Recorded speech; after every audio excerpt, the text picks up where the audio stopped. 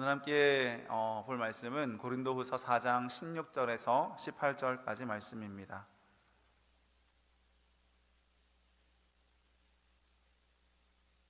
고린도후서 4장 16절에서 18절까지 말씀인데요, 우리 한 목소리로 같이 봉독하겠습니다. 고린도후서 4장 16절에서 18절까지 말씀입니다. 함께 읽겠습니다. 시작. 그러므로 우리가 낙심하지 아니하노니 우리의 겉사람은 낡아지나 우리의 속사람은 날로 새로워지도다.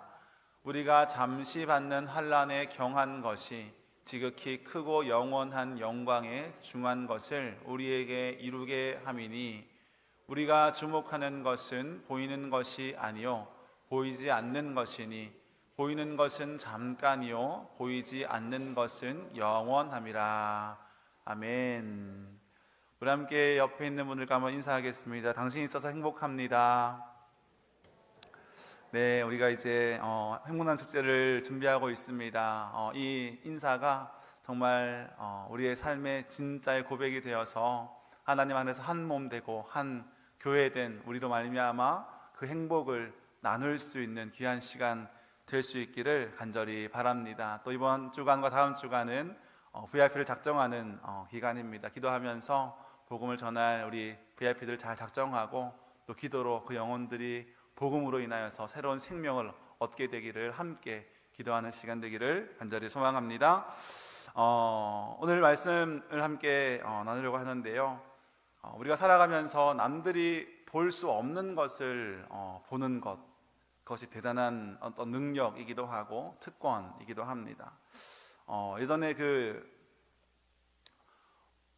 누군가가 다른 사람의 마음을 읽을 수 있는 그러한 눈을 가지고 있다면 어떨까요? 독심술이라고도 하죠. 어떤 생각을 하고 있는지, 그 마음 가운데 어떤 마음이 있는지를 볼 수 있다면 어떨까요? 만약 여러분들 가운데 그러한 눈을 가지고 있다면 어떤 일에 그 일을 사용할까요? 또 다른 예를 들자면, 우리의 눈이 그 시력이 너무나 좋아져서 요즘은 여러 가지 많은 수술을 통해서 우리의 아픈 곳이나 불편한 곳을 대체하기도 하는 것처럼, 만약에 우리 눈이 기계가 들어가서, 카메라가 들어가서 찡 이렇게 하면 저 멀리 있는 사람의 얼굴도 볼 수 있고 아주 작은 것들도 볼 수 있다면 우리가 그것을 통하여서 어떤 일을 하게 될까요? 아마 저라면 이제 이런 생각을 할 수도 있을 것 같습니다. 만약에 시험을 칠 때 저기 멀리 있는 옆 사람의 시험지를 이렇게 본다던가, 아니면 다른 게임을 할 때도 저기 멀리 있는 사람의 모니터나 그 패를 볼 수도 있을 것 같습니다. 어떻게 됐든 우리가 그런 능력을 가지고 있을 때, 그런 눈을 갖게 됐을 때 우리의 유익과 또 나의 어떤 즐거움과 나의 만족을 위해서 사용하게 될 것이라는 그런 생각이 더 많이 들기도 합니다.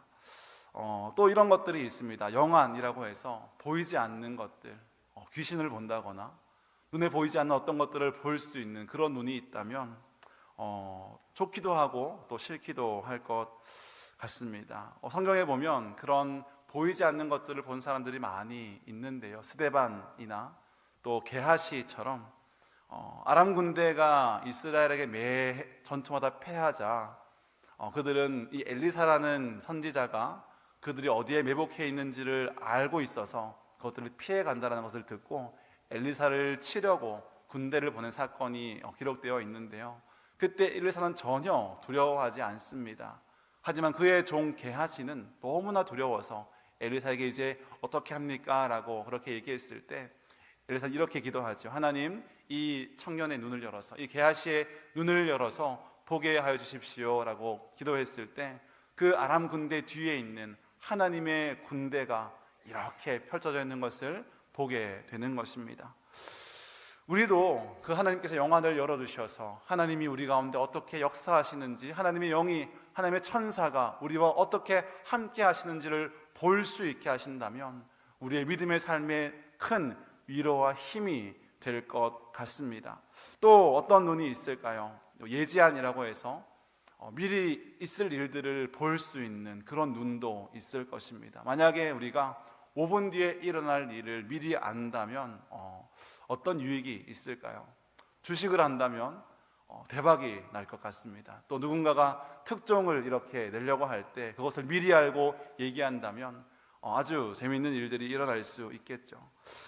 이런 많은 눈들, 예지안이든지 또 지혜로운 해안이든지 그런 모든 것들을 우리가 가진다면 우리가 조금 더 편안하고 또 쉬운 삶, 남들이 원하는 그러한 삶을 잘 살 수 있게 된, 더 쉽게 그것들을 이룰 수 있게 되는 그러한 일을 갖게 될지는 모르지만 그것이 우리의 인생에 큰 변화를 주지는 못할 것 같습니다. 단지 우리의 인생을 조금 더 편안하게, 조금 더 쉽게, 조금 더 빨리 우리가 원하는 것을 이루게 할지는 모르지만 그것이 우리의 인생에 큰 변화를 줄 수는 없을 것 같습니다. 오늘 바울도 보이지 않는 것을 주목하는 것에 대해서 말씀하고 있습니다. 18절 말씀에 보면 우리가 주목하는 것은 보이는 것이 아니요 보이지 않는 것이니 라고 하면서 바울은 우리는 보이지 않는 것을 주목합니다 라고 그렇게 말씀하고 있습니다.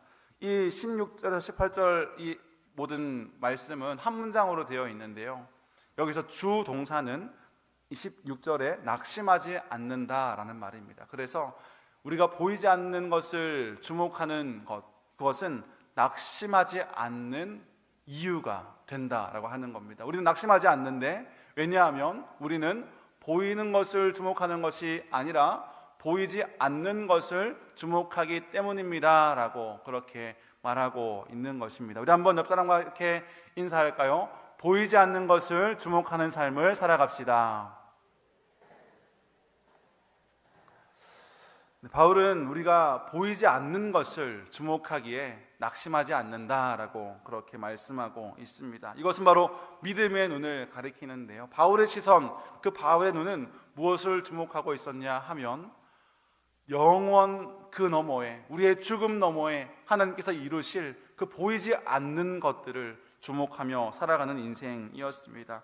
4장 13절 말씀을 보면 이렇게 말하고 있습니다. 기록된 바 내가 믿었으므로 말하였다 한 것 같이 우리가 같은 믿음의 마음을 가졌으니 우리도 믿었으므로 또한 말하노라. 우리는 이 말을 하는 것, 우리가 앞절에 보면 바울이 수많은 고난을 당하고 바울이 수없는 많은 공격을 당하고 사역 가운데 어려움이 찾아온다 할지라도 내가 낙심하지 아니하고 내가 넘어지지 아니하고 끝까지 이 길을 갈 수 있는 것은 하나님이 나를 부르셨기 때문이고 하나님이 나를 세우셨기 때문입니다 라고 얘기하는 와중에 내가 이렇게 말할 수 있는 이유는 제가 믿기 때문입니다 라고 말하고 있는 거예요. 14절 말씀은 무엇이라고 말합니까? 주 예수를 다시 살리시니가 예수와 함께 우리도 다시 살리사 너희와 함께 그 앞에 서게 하실 줄을 아노라. 아멘. 바울의 믿음은 무엇입니까? 주 예수를 살리신 그분이 예수와 함께 우리도 다시 살리셔서 그 앞에 서게 될 그 죽음 너머에 있는 영원한 생명과 그 부활의 소망과 하나님 나라의 완성을 바라보며 살아가기 때문에 우리는 낙심하지 않습니다 라고 그렇게 고백하고 있는 것입니다. 그래서 이것은 정도의 차이가 아닙니다. 무엇을 더 많이 보느냐 적게 보느냐가 아니라, 더 일찍 보느냐 늦게 보느냐가 아니라, 그런 정도의 차이가 아니라 종류의 차이, 관점의 차이, 아주 다른 영역의 문제라고 말하고 있는 것입니다. 마치 어떤 사람이 그는 해안을 가지고 있어서 내가 믿음으로 이 사업을 할 수 있습니다, 내가 하나님을 기도했는데 된다고 하셨습니다, 믿음으로 그것을 이루어서 어떤 일을 성공시키는 그러한 문제가 아니라고 하는 겁니다. 소신을 가지고 하나님 말씀하셨기 때문에 내가 이 일을 믿음으로 합니다, 그리고 이 일이 성공했습니다가 아니라, 우리가 주목하는 것은 이 세상에 보이는 것, 죽음 앞에 있는 내 눈에 보이는 이 모든 것들이 아니라 그 죽음 너머에 있는 보이지 않는 그 나라를 소망하며 살아갑니다 라고 하는 것이 바울이 지금 말씀하고 있는 것입니다. 여러분, 요셉의 삶을 잘 알고 계시죠? 요셉이, 우리는 많은 경우에 그 요셉의 삶을 바라볼 때 요셉이 총리가 되어서 출세한 것에 우리의 관심이 가 있을 경우가 많습니다. 그렇지 않습니까? 요셉이 그 모든 고난을 겪고 나서, 견디고 나서 나중에 총리가 되었지 않느냐라고, 거기에 우리는 주목할 때가 많이 있습니다. 하지만 그것은 성경이 우리에게 말하는 바가 아닙니다. 바울의 삶을 평면적으로 단지 그가 고진감래라는 말처럼 모든 어려움을 이기고 나니 좋은 날이 왔다라는 것을 성경이 말하고 있는 것이 아니라, 요셉은 그 너머에 있는 하나님의 뜻을 바라보았다라고 하는 것이 맞겠죠. 왜냐하면 형들은 요셉을 다시 만났을 때 두려워합니다. 그가 가진 힘과 그가 가진 모든 것들로 인하여서 두려워하죠. 왜입니까? 그의 지위와 그의 명예와 그가 가진 모든 것들이 그들을 해할 수 있는 그러한 힘을 가진 존재였기 때문입니다. 하지만 요셉은 무엇을 말하고 있습니까? 나의 힘이 아니라 하나님의 인도하심을 이야기하고 있는 것을 우리는 알 수 있죠. 우리가 만약에 요셉의 삶을 바라보면서 그가 성공한 것, 그가 형통하여진 것에만 집중한다면 우리는 그 앞에서 두려워하고 있는 그의 형들과 같은 믿음을 가지고 있는 것입니다.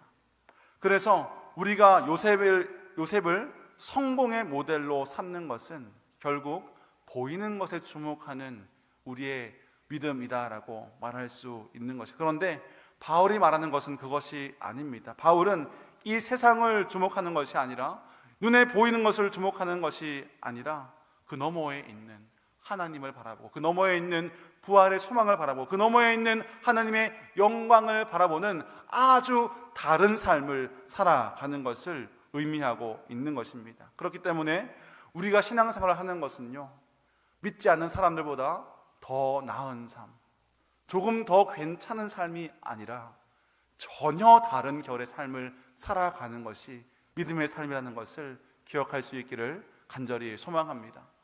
우리는 조금 더 나은 삶을 사는 것이 아닙니다. 조금 더 행복한 삶, 조금 더 그 고난과 환난에서 빨리 괜찮아져서 일상으로 돌아올 수 있는 그런 비결을 가진 삶이 아니라, 이 세상이 아닌 그 너머에 있는 영원한 것을 주목하는 전혀 다른 삶을 살아가는 것이 우리의 인생이라고 말씀하고 있는 것입니다. 그래서 바울은 오늘 이 말씀을 통해서 세 가지를 대조하고 있습니다. 16절에 겉사람과 속사람을 대조하고요, 또 17절에 고난과 영광, 고난의 경한 것과 그 영광의 중함을 비교하고 있습니다. 그리고 18절에는 보이는 잠깐의 것과 또 보이지 않는 영원의 것을 대조하고 있습니다. 먼저 16절을 보면 우리의 겉사람은 낡아지나 우리의 속사람은 날로 새로워집니다 라고 말씀하고 있습니다. 이것은 나이가 들어갈수록 인격이 성숙해지고 깊어진다는 의미가 아닙니다.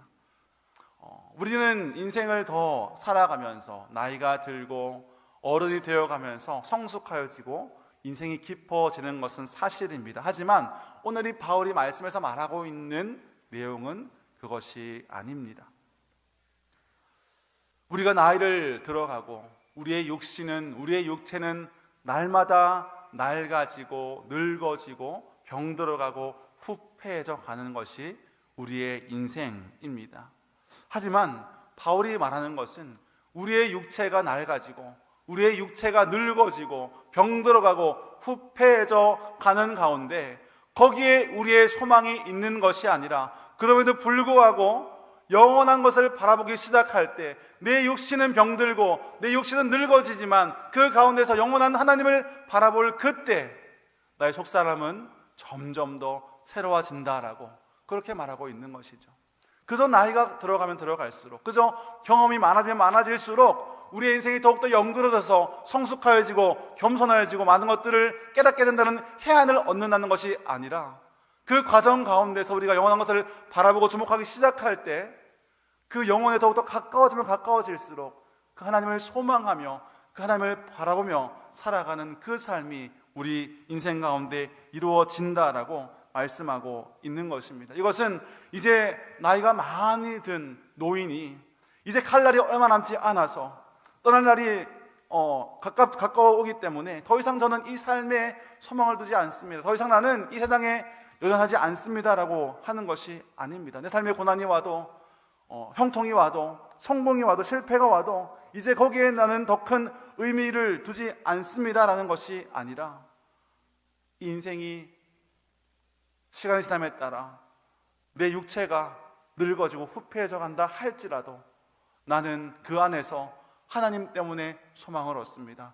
영원한 것을 바라보기 때문에 내 인생 가운데는 누구도 빼앗을 수 없는 기쁨과 감사가 있습니다라고 그렇게 고백하는 것이 오늘 바울의 고백입니다.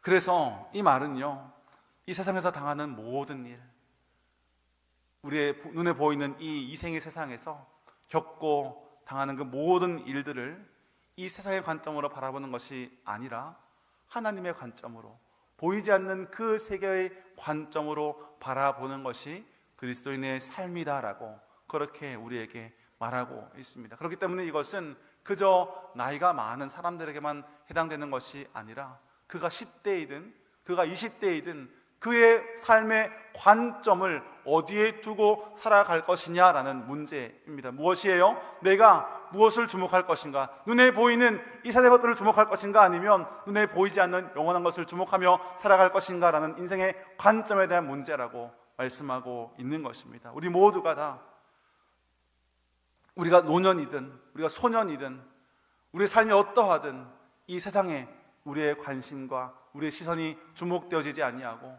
영원한 그 하나님의 나라에 우리의 시선이 주목되어질 수 있기를 간절히 소망합니다.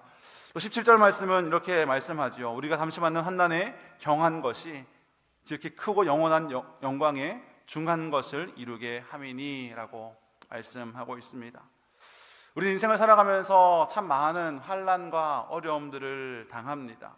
이 환난과 고난을 그거 아무것도 아니야 라고 그렇게 얘기할 수는 없습니다. 여러분, 그 우리나라 군대에서 가장 힘든 군대가 어딘지 아십니까? 바로 자기가 근무한 군대가 제일 힘듭니다. 사람은 그렇습니다. 남의 고난보다 내가 겪는 이 고난이 더 힘들고요, 어제의 큰 고난보다 오늘의 이 작은 고난이 더 크게 느껴지는 것이 우리의 인생입니다. 그래서 이 바울의 말은 우리의 그런 인생의 고난과 환난을 작게 여기는 것이 결코 아닙니다. 그것이 얼마나 크고 힘든지 바울도 너무나 잘 알고 있기 때문입니다. 바울은 여러 번 그의 사역의 어려움들을 토로하면서 얼마나 많은 고난을 겪었는지에 대해서 말하고 있습니다. 오늘 4장 앞부분에도 우리가 사방으로 우겨싸움을 당하고 답답한 일을 당하고 박해를 받고 거꾸로 뛰임을 당하여도 나는 낙심하지 않습니다 라고 고백한 8절 9절의 말씀이 있습니다. 이처럼 바울은 오랜 그 사역의 삶 가운데, 하나님을 따르는 삶 가운데 수없이 많은 고난과 환난을 겪고 그 환난과 고난이 얼마나 그를 힘들게 하는지를 뼈저리게 느꼈던 그런 사람입니다. 그렇다면 그 바울이 과연 그 환난에 지극히 경한 것, 영원하지 않고 그 잠시뿐인 그 환난이라고 말하는 이유가 무엇일까요?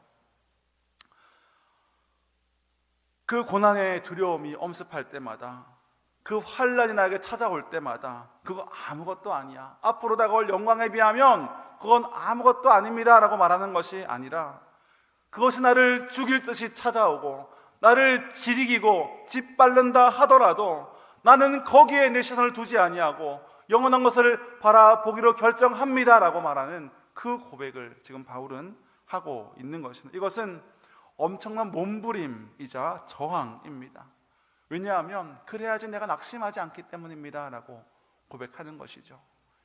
바울은 지금 이렇게 말하고 있습니다. 여러분, 저는 이 수많은 환난과 고난 가운데도 낙심하지 않습니다. 이 고난과 환난이요, 작고 견디기 쉬워서 그런 것이 아니라 나는 그러한 수많은 고난이 내 삶 가운데 있다 하더라도, 그것이 내 육체를 지키고 짓밟는다 하더라도 저의 시선은 여기에 머물러 있는 것이 아니라 영원한 하나님을 바라보기로 늘 결단하고 늘 몸부림치고 늘 발버둥치는 그 삶을 저는 살기로 결정했습니다. 왜요? 그래야 제가 낙심하지 않을 수 있기 때문입니다 라고 그렇게 고백하고 있는 것이죠.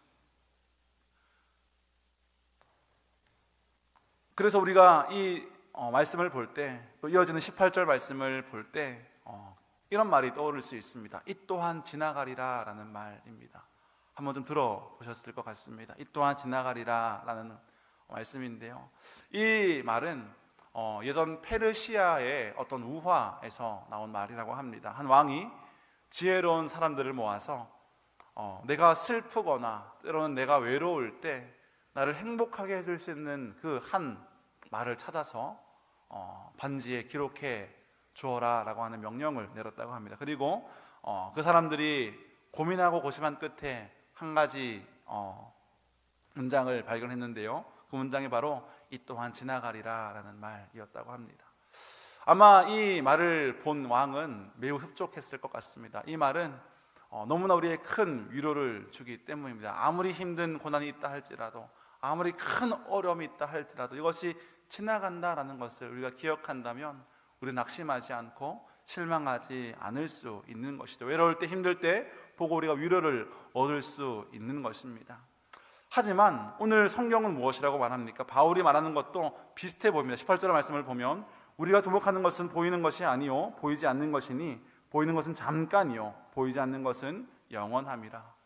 보이는 것은 잠깐이어서 이 환난은 잠시이고 지극히 경한 것이라서 그것이 지나갈 것입니다라는 그것을 기억한다면 낙심하지 않을 수 있습니다라고 말하는 것이 아니라고 하는 것이죠.